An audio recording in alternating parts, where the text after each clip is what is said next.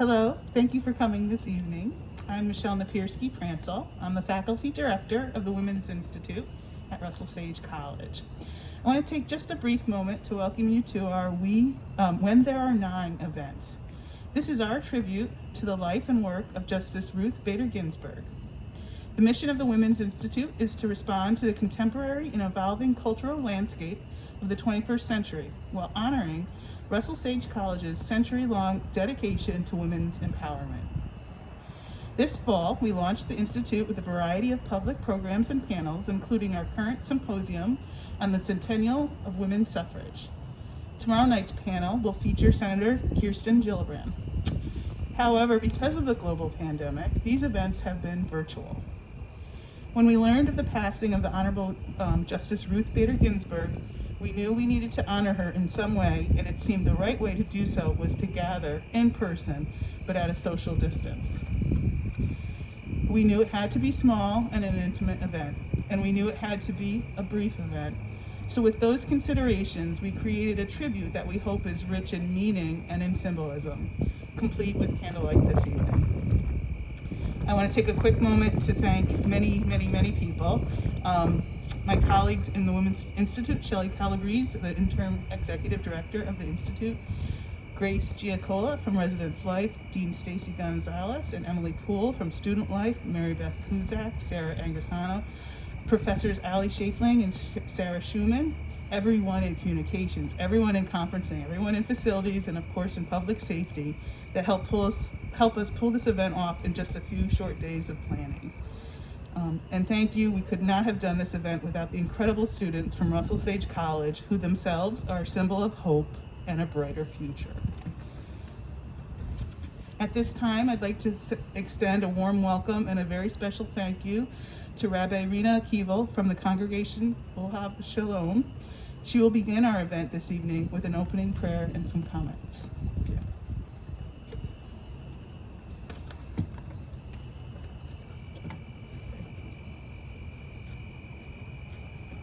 Thank you, Michelle. I'm honored to be here this evening to remember, to mourn, and to celebrate the life of a great woman, Justice Ruth Bader Ginsburg. Each of us here brings our own biography to this gathering. I stand here as a Jew and as a rabbi. I stand here as an American. I stand here as a woman. I stand here as a human being. As a Jew and a rabbi, I know that Justice Ginsburg was inspired to fight for justice and for the oppressed from early childhood when she learned how our people were slaughtered during the Holocaust due to hatred and bigotry. I also know that ethical principles taught by our faith of loving and supporting the vulnerable among us was at the foundation of her work and her life.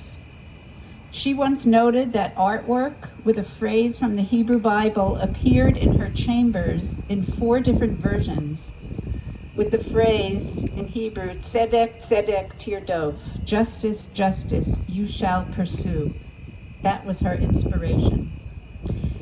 As an American, I know that Justice Ginsburg fought with integrity and conviction to sustain our democracy and to take steps to ensure that equality under the law would not just be a cliche, but would become a reality. As a woman, and a woman in a previously all-male line of work, I am indebted to Justice Ginsburg for her brilliance and her courageous contributions to our legal structures to see that women and that all people have access to the educational and professional opportunities they wish to pursue. As a human being, I honor Justice Ginsburg's tireless dedication and use of the law to recognize and enforce the value, the worth, and the rights of every person, regardless of race, gender, ethnicity, economic status, sexual orientation, political affiliations, and any other so-called differences. Let us also remember tonight and celebrate the notorious RBG, a woman who, along with her incredible professional accomplishments, led a life that was rich with relationships, with hobbies and interests, with curiosity, humor, and joy in life. And let her be an inspiration to us to do our part, to be our best selves, to participate in civic life by voting, by speaking out against injustice, by working for human rights. And did I mention by voting? I will now chant a brief memorial prayer from the traditional Hebrew memorial services for Justice Ginsburg. I will chant it in Hebrew and say a brief prayer afterwards in English. And after the prayers, we will observe a moment of silence as a sign of our respect for the memory of Justice Ginsburg.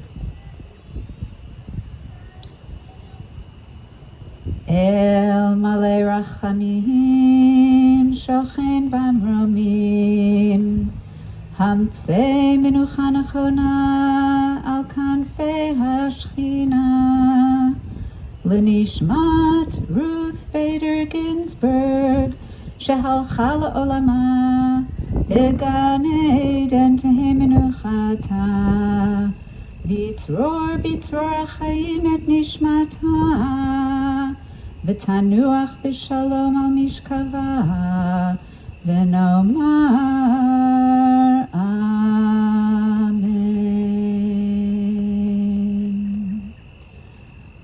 Holy One of compassion, grant perfect peace to the soul of Ruth Bader Ginsburg, who has passed from this world. May she live on as an inspiration in the hearts and mind of us all.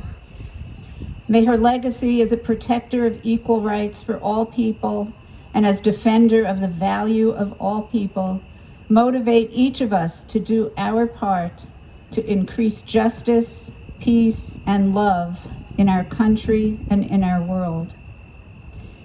As she passes the torch to all of us, may Justice Ruth Bader Ginsburg rest in peace. And we all say, Amen. A moment of silence, please.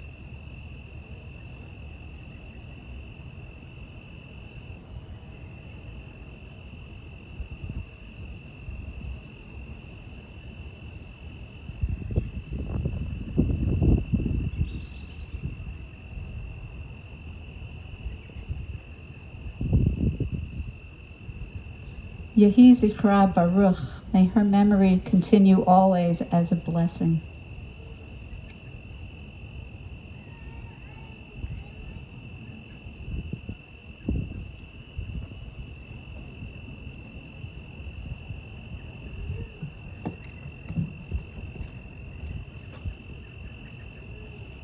On behalf of the Women's Institute at Russell Sage College, I welcome you to our celebration of the life and work of Justice Ruth Bader Ginsburg. In 1993, Justice Ginsburg was the second woman and the first Jewish woman to be appointed to the U.S. Supreme Court. And advocating for gender equality and the rule of law, Justice Ginsburg served for 27 years until her death on Friday, September 18, 2020. Today, we honor Justice Ruth Bader Ginsburg and express our deepest sympathies to her family and all who mourned her death.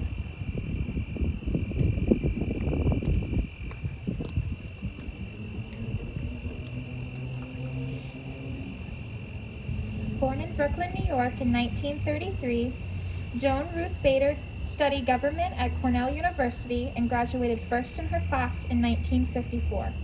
She married, started a family, and attended Harvard Law School, where she was one of only 9 women in a class of more than 550 students. When the dean of the law school hosted a dinner for the first women students, Ginsburg recalled, he asked each of us to stand up and tell him what we are doing taking a seat that could be occupied by a man. Even in the face of such hostility, Ruth Bader Ginsburg excelled academically and became the first female member of the prestigious Harvard Law Review. She transferred to Columbia Law School and once again graduated at the top of her class. Despite her academic achievements, she encountered substantial gender discrimination in the job market because she was a woman and a mother.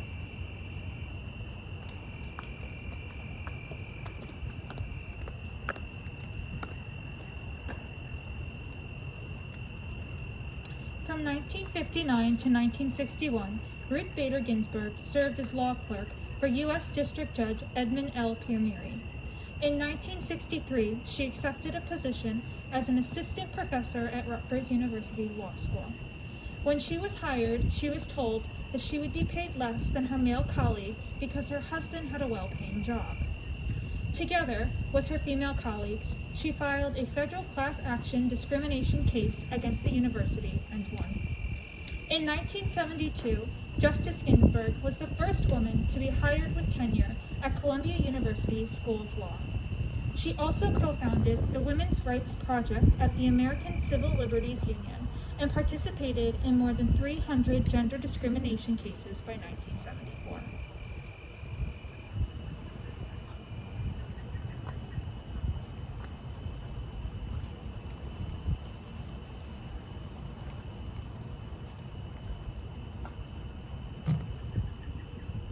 Ruth Bader Ginsburg argued 6 gender discrimination cases before the Supreme Court between 1973 and 1976. She won 5. In Fronterio v. Richardson, Ruth Bader Ginsburg gave her first oral argument before the Supreme Court. In speaking about the case, Ginsburg said, "I knew that I was speaking to men who didn't think there was any such thing as gender-based discrimination, and my job was to tell them it really exists." To make the point to the 9 men who were sitting on the bench, she quoted the 19th century women's rights advocate, Sarah Grimke. "I ask no favor for my sex. All I ask of our brethren is that they take their feet off our necks."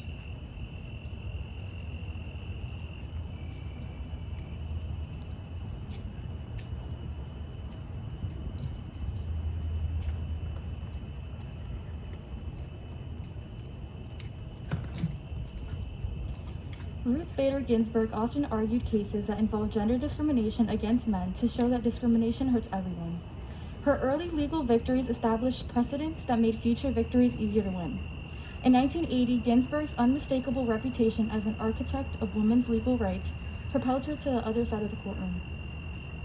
In a statement Friday night, President Jimmy Carter said, "A powerful legal mind and a staunch advocate for gender equality. She has been a beacon of justice during her long and remarkable career. I was proud to have appointed her to the U.S. Court of Appeals in 1980.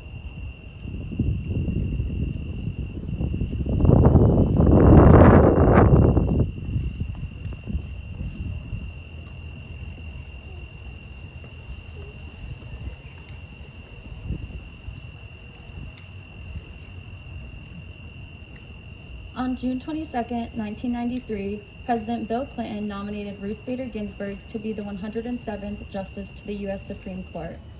She was confirmed by the Senate on August 3, 1993, by a 96-3 vote.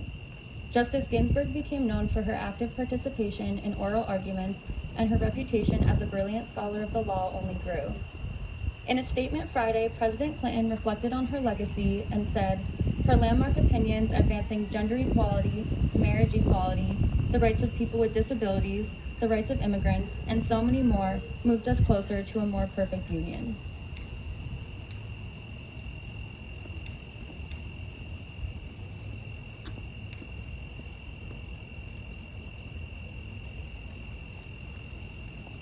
Justice Ginsburg was known for writing strongly worded dissenting opinions, and she publicly read some of her dissenting opinions from the bench to emphasize the importance of a particular case. The outcome of the 2000 presidential election was ultimately decided by the U.S. Supreme Court in Bush v. Gore.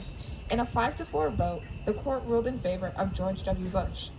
Justice Ginsburg dissented to the decision, and instead of concluding her opinion with the normal, "I respectfully dissent," Justice Ginsburg concluded her statement with the 2 words which would make her trademark, "I dissent."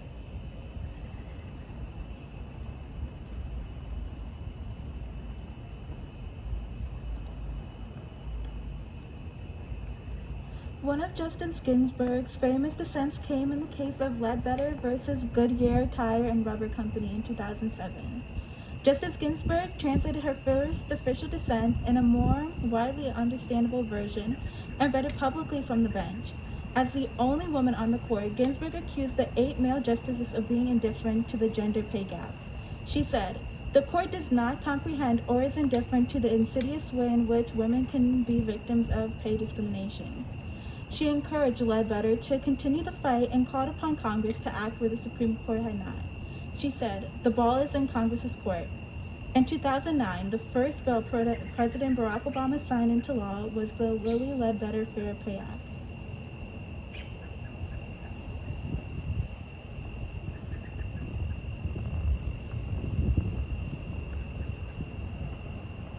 Justice Ginsburg was an authoritative voice for gender equality and the rule of law.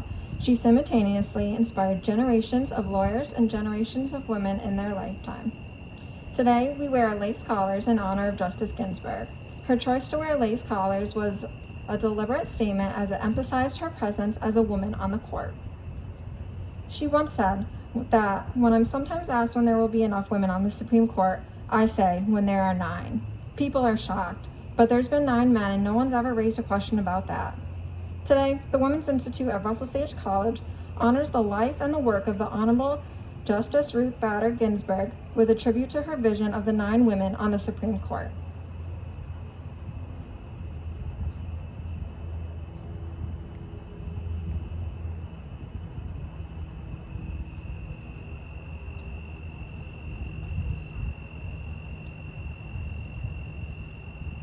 If you could join us in an additional moment of silence.